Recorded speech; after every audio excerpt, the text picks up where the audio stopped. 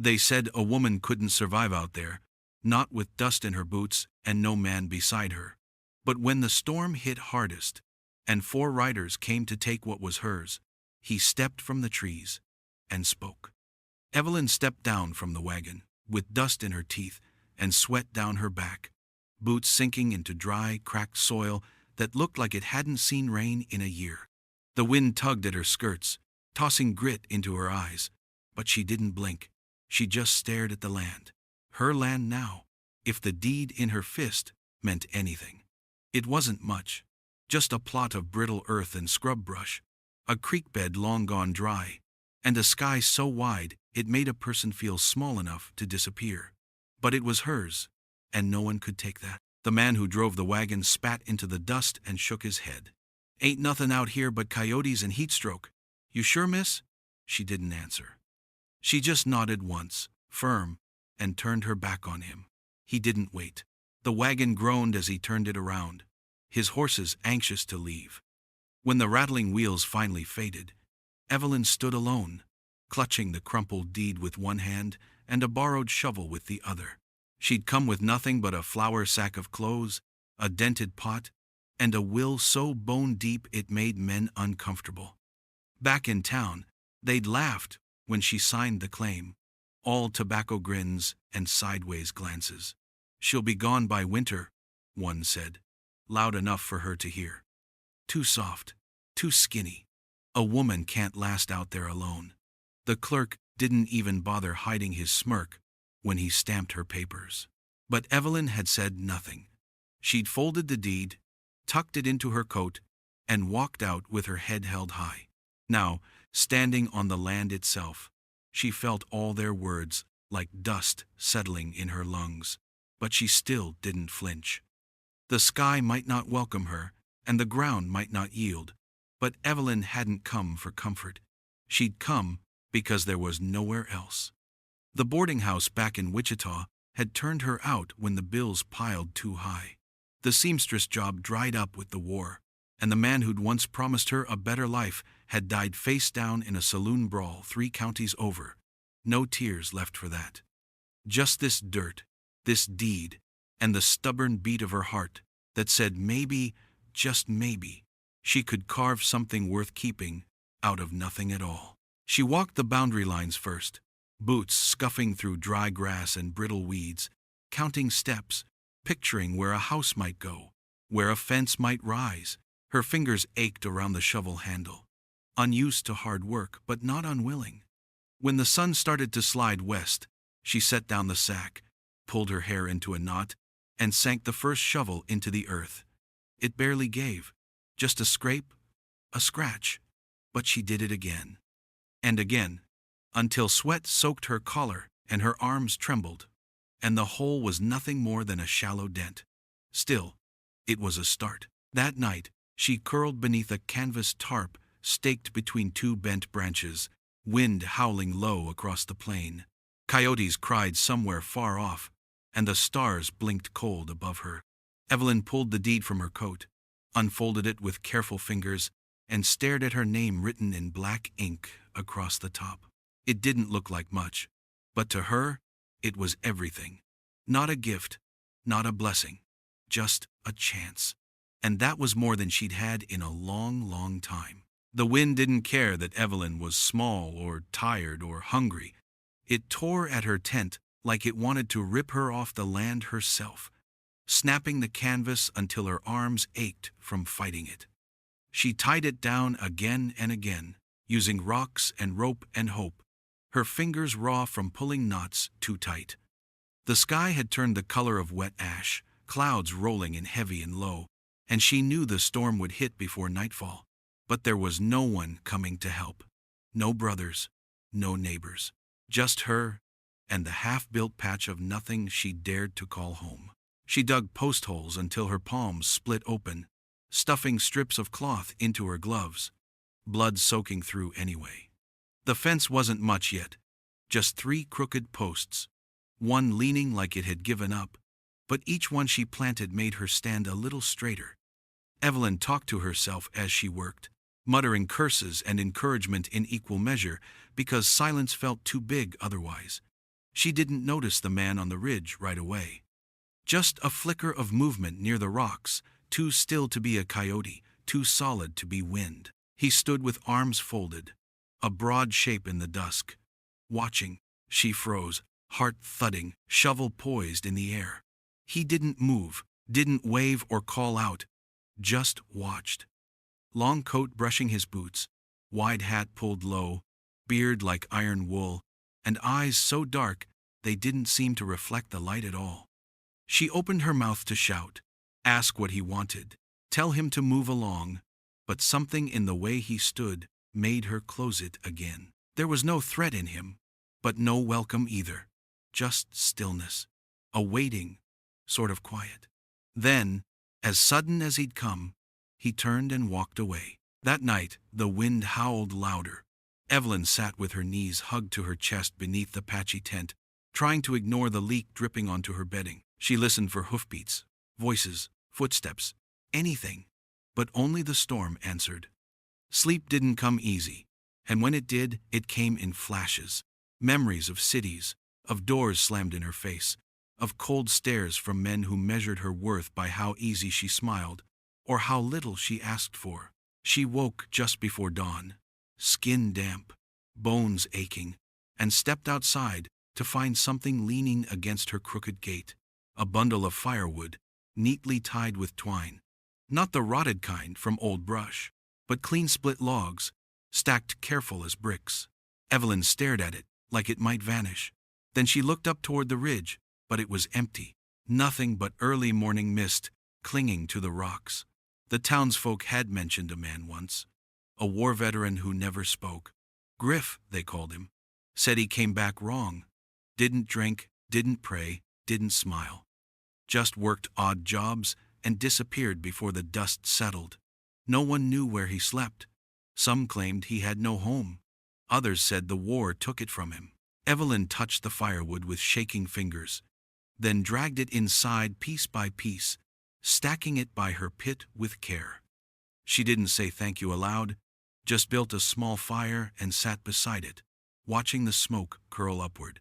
She didn't know what to make of a man who didn't speak, didn't explain, didn't stay. But the heat from the fire was real, and for the first time since planting her feet on that stretch of lonely land, Evelyn didn't feel entirely alone. The days stretched long and dry, the sun hanging heavy in the sky like it wanted to see who would break first, her or the land. Evelyn rose before the light crept over the hills, hands already raw, back already sore. She moved without thinking now, fetching water from the shallow spring half a mile down, careful not to spill any, each drop as precious as gold. She learned to ration, one pail for the pot, one for the horse trough she'd made from a broken barrel, and a splash to wipe the dust from her neck when the heat got mean.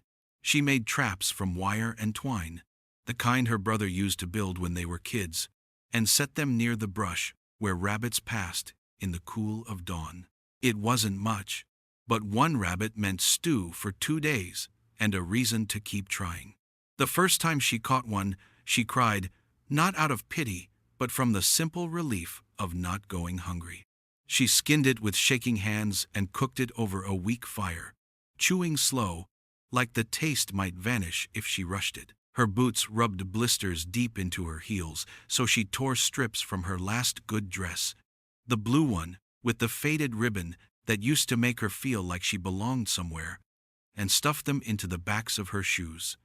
Dignity gave way to necessity, and pride meant nothing when the wind was strong enough to knock you sideways. She patched holes in her tarp with flour sackcloth, dug a ditch to keep water from flooding her camp, and learned how to keep ants out of her grain. The townsmen didn't stop betting. Every time she rode in to buy salt or nails or a little flour, their voices floated from the porch like flies. She'll break by harvest, one would say. Boots propped on a crate. Nah, another chuckled. Give it 2 more weeks. Wind'll eat her alive. They said it loud enough for her to hear. Wanted her to. Evelyn didn't look at them, didn't give them the pleasure. She just paid, packed her things, and rode out, without a word. But one afternoon they rode out to her.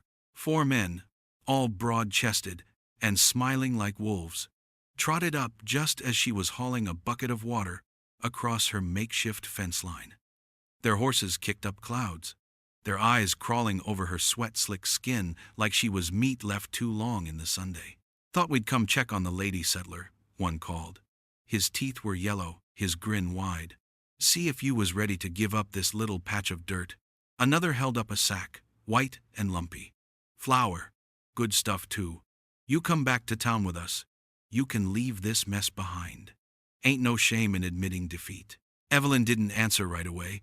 She set down the bucket slow, wiped her hands on her skirt, and walked over until the dust settled around her boots. The men watched, expectant, already certain of her answer.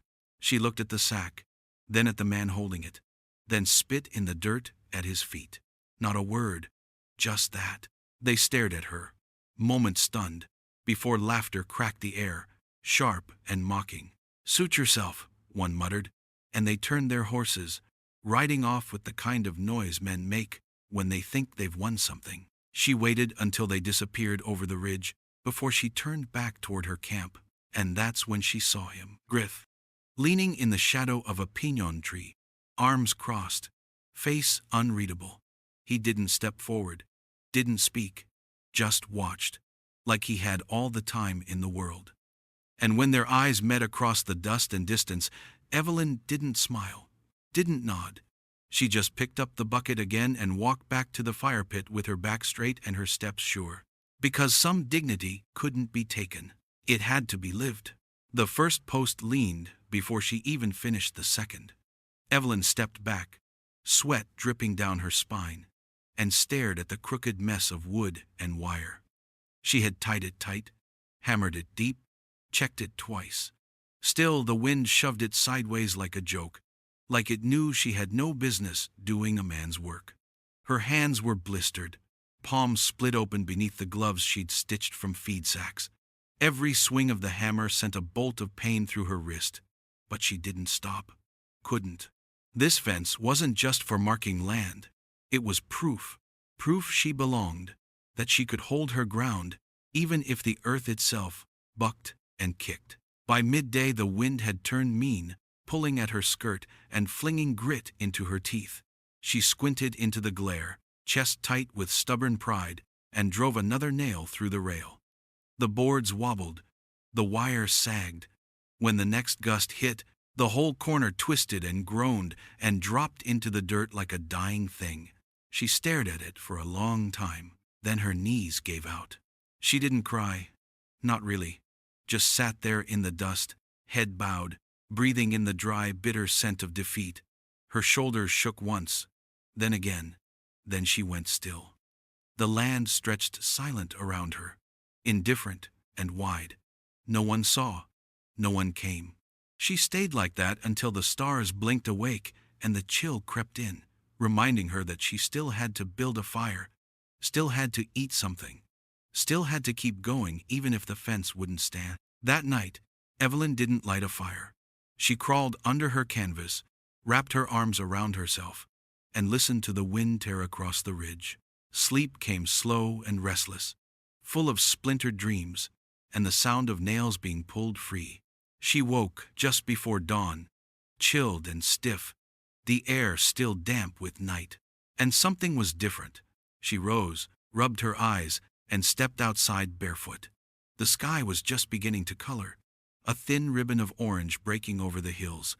She turned toward the fence, expecting to see the mess she'd left behind. But it was standing, not the way she'd left it, not barely upright and trembling in the breeze. No, it was straight now, secure. The posts sunk deep and braced with stones, the rails even and tight. Whoever did it had worked through the night, silent and focused. No flourishes, no signature, just a solid fence where a ruin had been. Her mouth went dry. She stepped closer, brushing her fingers over the grain of the wood, feeling the nails smooth and flush. Her boots crunched behind her as she turned, scanning the hills, the trees, the rocks. Nothing, just the breeze and the whisper of grass. Griff was gone, but she'd felt his presence in every board, Every knot pulled tight, every hammer mark.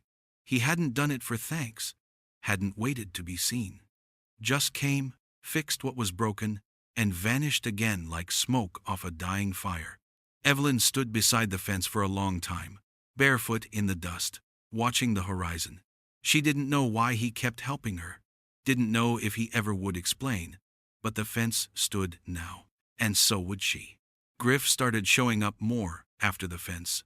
Not every day, not on any schedule a person could count on, but Evelyn would feel it, that quiet presence before she even saw him. He'd appear on the edge of her land like a shadow that never meant harm, leaning against a tree, arms folded, hat low, and then, just as calmly, he'd walk over, lift whatever was broken, and fix it without a word. The handle on her water bucket, the latch on the shed, a snapped length of rope, things she'd been meaning to tend to, but hadn't found the strength or know-how. He never asked permission, never waited for thanks, just worked with steady hands and eyes that looked everywhere but at her. Sometimes, when she'd offer a tool or pass him a board, he'd nod once. Just that. Not cold, not warm, just there. Evelyn started leaving coffee on the edge of the fence in the mornings. Not in a fancy cup, just a tin mug she cleaned special, filled with strong brew and left by the corner post before dawn. When she came back later, it would always be gone. Sometimes there'd be something in its place, a handful of nails, a strip of leather, even once a fresh-caught trout, wrapped in cloth and left on a flat rock by the fire pit. She didn't know what to do with the fish at first, but figured it out well enough to keep it from going to waste. One afternoon, when the air was heavy and the sun sharp, she found him mending the edge of her tarp where the wind had frayed it loose. She stepped beside him, watched him thread the leather through holes she hadn't even noticed, fingers sure and quiet. "Why do you keep helping me?" she asked, voice low. He didn't look up, just tied the last knot, pulled it firm, then stood, shrugged once, a gesture that could have meant anything or nothing. She waited, hoped maybe he'd speak. He tipped his hat and walked off, disappearing into the trees without leaving so much as a print behind. Later that week, she went into town for flour and tobacco. At the counter, the shopkeeper, an old man with one bad leg and a memory for everything, eyed her curiously when she mentioned needing extra coffee. "That for you and the ghost?" he asked, mouth twitching. Evelyn raised a brow. "What ghost?" "Griff. That's what folks call him, ain't it? He's like one. Comes and goes. Helps some, scares others. He used to speak French, you know. Pretty words, too. Said he learned them in Louisiana. Then the war came, and the battle at Bitter Creek took half his men and all his words." She didn't say anything back, just handed over the coins and walked out slow, the sack of flour heavy in her arms, and something heavier settling behind her ribs. That night, she didn't ask again. She just filled the tin with fresh coffee, left it by the fence like always, and whispered a thank you into the breeze. Whether he heard it or not didn't matter. He kept coming, and that was enough. The moon was a pale sliver in a sky thick with clouds, casting little light on the patch of land Evelyn had come to call hers. The wind had quieted that night, but it wasn't peace she felt. It was the wrong kind of stillness, like the land was holding its breath. She sat near her fire pit, a pot of stew barely bubbling, spoon limp in her hand. Her eyes kept drifting toward the edge of the clearing, where the trees stood too quiet and the dark stretched too deep. She heard them before she saw them. Hooves pounding, the sharp bark of laughter, the unmistakable clink of bottles passed from hand to hand. Evelyn stood slowly, brushing dust from her skirt with a calm she didn't feel. She didn't run, didn't cry.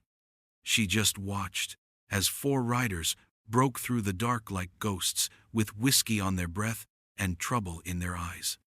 One held a torch high, flame dancing wild, casting shadows that leapt across her canvas tent and the half-built shed beside it. "Well, look what we got here," one of them called, voice rough and thick with drink. "Little Miss Settler, still playin' house out in the dirt." Another chuckled, leaned forward in his saddle, and spat into the dust. Thought you'd be gone by now. Cold nights, hard ground. This ain't a place for a woman alone. I'm not alone, Evelyn said, though her voice barely rose above the crackle of the fire. She didn't know if it was true in that moment. Griff came and went like a shadow, and she hadn't seen him all day. They didn't seem to hear her.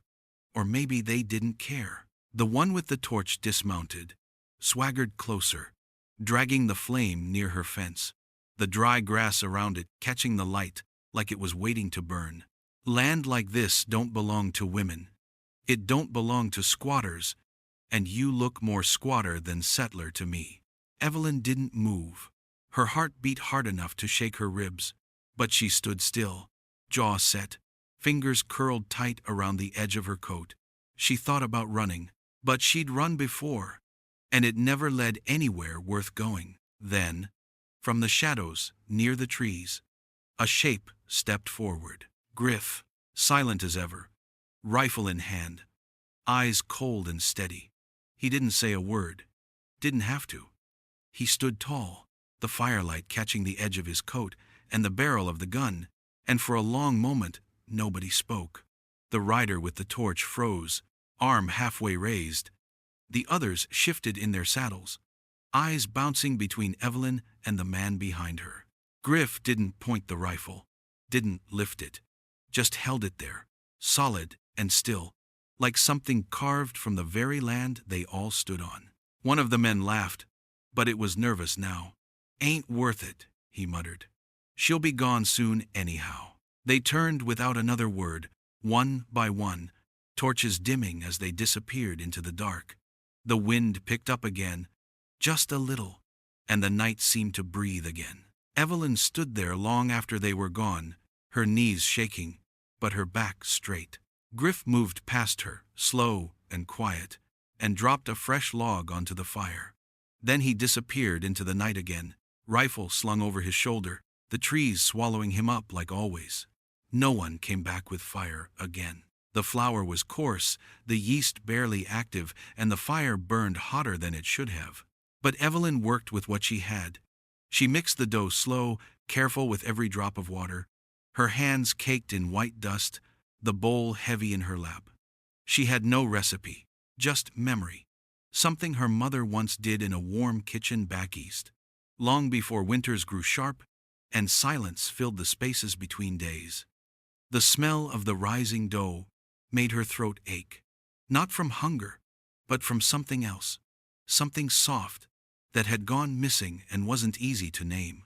She wrapped it in a cloth and let it rest while the fire crackled down to embers. Then she shaped it with flour-dusted fingers, clumsy and uneven, and set it into her iron pot with a whisper of hope. The lid clanged shut, and she set it in the coals, staring at it like it might teach her how to wait. When the bread came out, the crust was blackened on one side and too pale on the other, but the smell, smoke, and warmth, and something close to comfort, made her forget the flaws. She let it cool, tore off a piece, tasted it with a wince and a smile. It wasn't good. Not really. But it wasn't bad either. It was enough. She wrapped the best piece in clean cloth and carried it to the edge of the fence line, the same place she always left coffee. She didn't say his name, didn't call out, just set the bread on a flat stone and walked away. That night the wind stayed low. No horses, no strangers, just the soft creak of wood and the distant yip of coyotes. Evelyn sat by her fire, wrapped in a quilt she'd stitched from old feed sacks, and stared at the stars.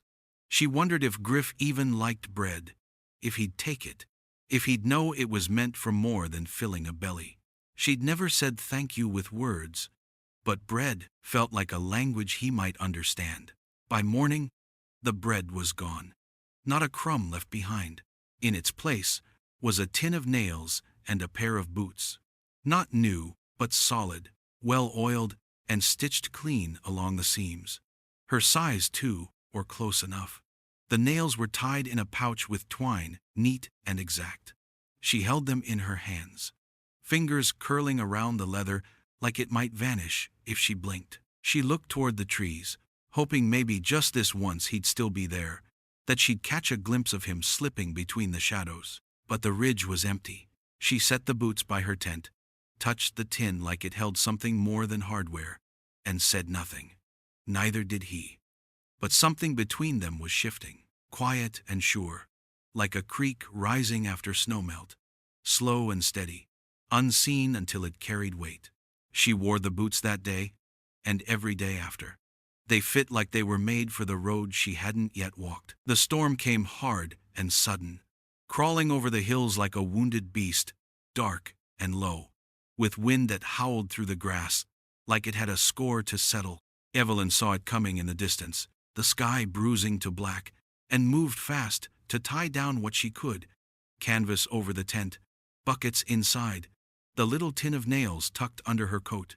She stacked wood near the fire pit, even though she knew it wouldn't stay dry, and shoved her tools beneath a tarp, hoping it wouldn't all blow away. When the first crack of thunder split the sky, she was already curled beneath the sagging canvas, arms wrapped around her knees, listening to the sharp patter of rain slap against the seams. Water dripped through faster than she could catch it, pooling beside her bedroll, soaking through the edge of her quilt. The wind tore at the edges like claws, snapping one of the tie-downs and yanking a corner of the tarp sideways. She scrambled to catch it, knuckles scraped raw, heart pounding.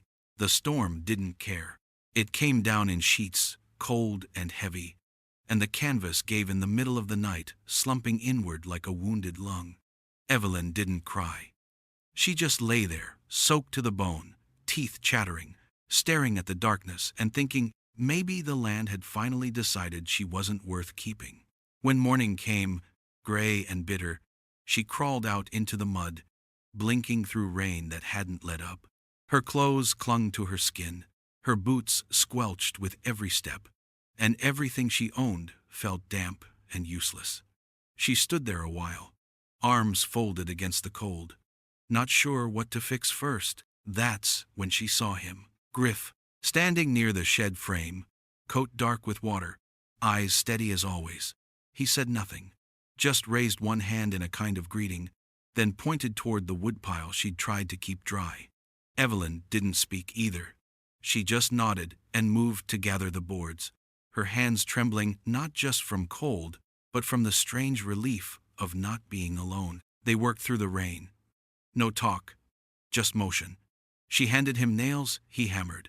He tied down beams, she held the posts steady. When her hands slipped, he caught them without flinching, adjusted her grip, then went back to work. The new roof wasn't perfect, but it stood, sloped enough to carry the water off, tight enough to hold back the worst of the storm. By the time the frame was done and the tarp stretched firm beneath new crossbeams, the ground around them was a sea of mud. Griff reached into his coat and pulled out something wrapped in oilcloth, a dry coat, thick and lined.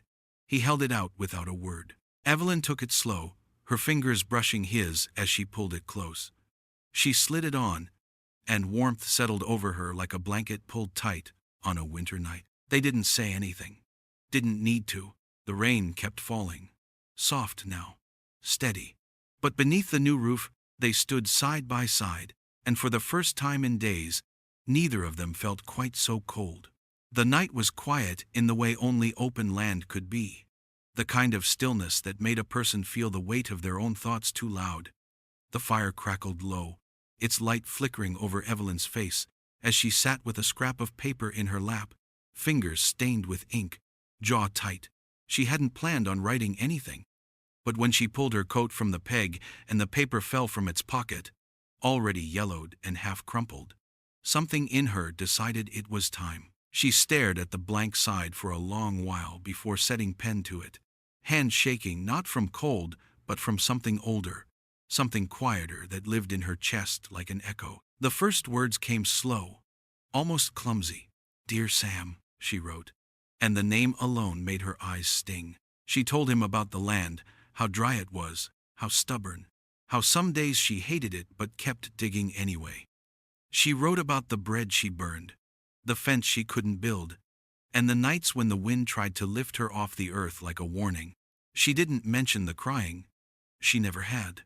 She wrote about the man too. She didn't know how else to describe Griff. Just called him a shadow that built things. A silence that fixed what broke. She told Sam that Griff didn't talk, but somehow, his quiet was the first kind that didn't feel like loneliness. She wrote that when he handed her a hammer, or a coat, or just looked at her like she wasn't invisible, it felt more like church than any chapel back home ever did. She paused then, the pen hovering, ink gathering into a blot. The fire snapped, and outside, a coyote yipped once before fading into the dark. She never mentioned what happened to Sam. Never said how the river took him that spring, how cold he'd been when they pulled him out. Mouth open like he'd been trying to say something right up until the end. She didn't write that part. Didn't need to. Halfway through the letter, Evelyn stopped. Her hand dropped into her lap, the pen rolling into the dust.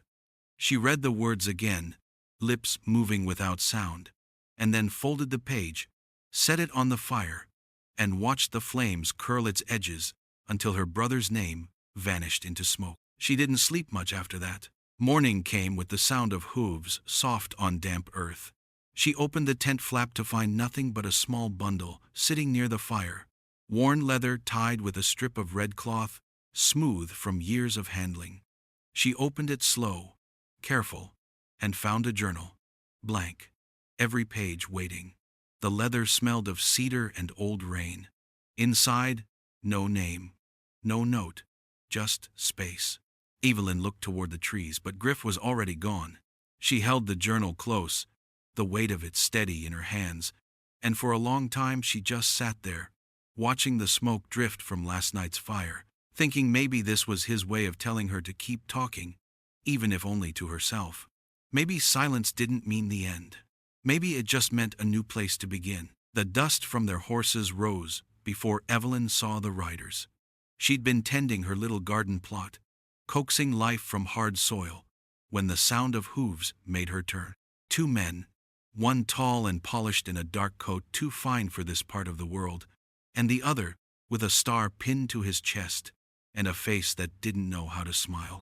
They dismounted slow, like they wanted her to feel small, like they'd already decided what came next. The man in the fine coat didn't offer a name, just pulled a folded document from his leather satchel and said, "Your claim's been revoked." Evelyn straightened, wiped her hands on her skirt, said nothing. He smoothed the papers on the saddle of his horse, tapping the seal like it meant something. "A mistake in the filing. A man in Silverton's paid for this land. Your deed's been nullified by the office in Denver." She stared at him, jaw tight, chest burning. "I have my deed. Stamped, signed. It's no longer valid," he said, voice slick as oil. "I'm here to serve notice. You'll need to vacate within the week." The sheriff didn't look her in the eye, just stood behind the banker, boots planted, hand resting on the butt of his gun like it was bored and needed a reason. Evelyn folded her arms. "You rode all this way to take a garden and a half-built roof?" The banker smiled, but there was no kindness in it. "That's the funny thing about land. It don't need to be much. Just promised to the right man." She felt the heat rise in her throat, but didn't let it show. She'd built every inch of this place with blistered hands and sleepless nights. She'd bled here, cried here, laughed once or twice in the dark when no one could hear. And now they stood there, neat and dry, ready to sweep it out from under her like it had always been theirs. "I'm not leaving," she said, voice steady, even if her legs weren't. The sheriff shifted his weight. The banker opened his mouth to speak again. Then came the sound of boots in the dirt. Griff stepped from the edge of the trees, hat low, rifle slung over his shoulder. His coat hung damp from the last rain, his face unreadable. He walked straight past Evelyn, past the sheriff, and stopped in front of the banker without blinking. He reached into his coat and pulled out a folded paper, creased, worn, edges frayed. He opened it slow, hand steady, and laid it flat beside the banker's fine-pressed document. A deed. Signed. Stamped. Older than hers. "She's with me," Griff said. 4 words. That's all. The wind seemed to still. Even the horses quieted. The sheriff looked up, surprised by the voice, by the weight of it, like it had traveled a long way just to be heard again. The banker blinked, taken off guard, eyes darting between the two papers, the two people, the two truths standing in front of him. Neither Evelyn nor Griff moved. They didn't have to. The banker finally stepped back, mouth drawn tight, as if he'd swallowed something sour. "We'll be in touch," he muttered. The sheriff turned his horse first. The two men rode off, slow, not speaking. Evelyn didn't say anything right away. She looked at Griff, really looked at him, and saw more than silence. She saw something rooted, something fierce and unspoken. She opened her mouth, but no words came. Griff just tipped his hat, turned, and walked back toward the trees. And his words, those 4 simple words, echoed behind him like thunder in a clear sky. Smoke curled over the hills before sunrise, thick and black against the pale morning sky. Evelyn smelled it before she saw it, the sharp, bitter scent of something that should have never been touched by flame. She stood outside her tent, eyes scanning the horizon, and then she saw it, a red glow just past the ridge, near the Jenkins place. The barn was burning, fast and wild, the kind of fire that didn't start by accident. By the time she and Griff reached it, what was left was smoke and ash. The air was hot and full of shouting. Men from town stood with buckets too late to matter, their faces red with sweat and something mean behind their eyes. And when they saw her, silence dropped like a stone. Evelyn didn't flinch. She felt the blame before anyone said a word. She saw it in the set of their jaws, the way they parted around her like smoke had stained her skin. She heard the whispers start. Quiet at first, then louder. She had a reason. "He's not one of us." It was bound to happen. Griff stood behind her, still and unreadable, eyes tracking every movement. Someone stepped forward. Ruth Collins, always sharp-tongued, always first to speak what others wouldn't. She pointed toward Evelyn with soot-streaked hands and said, "You think we don't know? That fire didn't start itself." Evelyn didn't look away. "And you think we rode in under cover of night just to watch a barn burn? I've spent every night building something worth keeping. I wouldn't waste matches on a grudge that isn't mine." The sheriff showed up soon after, eyes squinted, badge catching the light. He stepped between the crowd and them, hand resting near his holster, like he didn't trust a soul within reach. "Funny thing," he said, voice gravel-thick. "Fire starts the day after someone claims land that don't sit right with town folks. Mighty convenient." Evelyn took a step forward, her boots crunching over dry dirt and bits of scorched hay. Her face was streaked with smoke, but her voice was clean and sure. "We didn't set the fire," she said. "Not loud, but clear. But I'll tell you why someone might want it blamed on us. Because we've built something out there worth burning." Griff moved beside her then, not speaking, just standing. His presence said what words couldn't. He'd fought too many battles to bow now, and whatever truth sat behind his eyes, it was strong enough to give even the sheriff pause. The crowd shifted, uncertain. The sheriff looked at Griff for a long time, then at Evelyn, then turned to the crowd. "No proof. No arrests. Not today." Voices rose, some angry, some unsure, but the law had spoken, and the weight of Griff's silence held them all in check. As they turned to leave, Evelyn didn't look back at the barn or the people still whispering behind her. She looked only at the road ahead and at the man beside her, whose silence had become the loudest kind of truth. The seasons rolled in like waves, slow and certain. The wind didn't stop, but it softened. The rains came on time, more or less, and the soil that once cracked beneath Evelyn's boots now held green things that reached for the Sunday rows of corn, stood stubborn and tall beside patches of beans and squash. It wasn't much, not the kind of yield that would feed a town, but it fed them, and that was enough. The shed became a cabin, piece by piece. Griff cut the beams, and Evelyn set the nails. Together they shaped a roof that held firm through storms, a door that didn't creak, and walls thick enough to keep out the cold but thin enough to still hear the coyotes at night. They built a porch too, not because they needed it, but because some evenings begged for a place to sit and let the quiet settle in without rushing it away. No vows were spoken, no preacher rode out, but something passed between them each morning when he handed her a cup of coffee. Still warm, still quiet, and she took it with fingers that no longer trembled. They didn't say much, didn't need to. He'd glance at her after a long day in the field, and she'd nod like, "Yes, I see you, I know." And when she came in from hauling buckets or checking traps with dirt on her face and the smell of cedar in her hair, he'd step aside, leave the basin full, towel folded, waiting. One morning, she found her old journal resting on the porch rail, open to a page where his handwriting, rough and unsure, filled a line near the bottom. Just 5 words. "You made it yours, Evie." She traced the letters with her thumb, not needing more than that. Travelers passed through now and then. Traders, wanderers, old soldiers looking for something they couldn't name. Some stayed for supper, some just asked for water, but all left with the same story.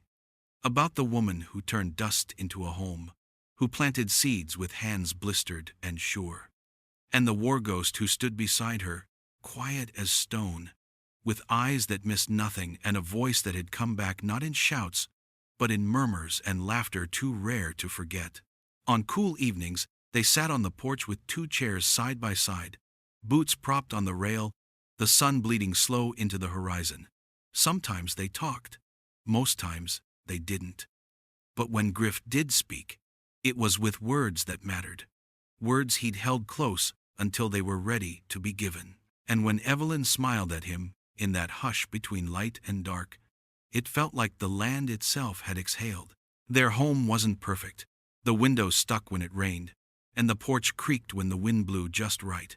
But it held stories now, and meals, and laughter that surprised them both. And in that crooked cabin at the edge of nowhere, 2 people who had once been broken by different things found something whole. Not loud, not flashy, just steady, just enough.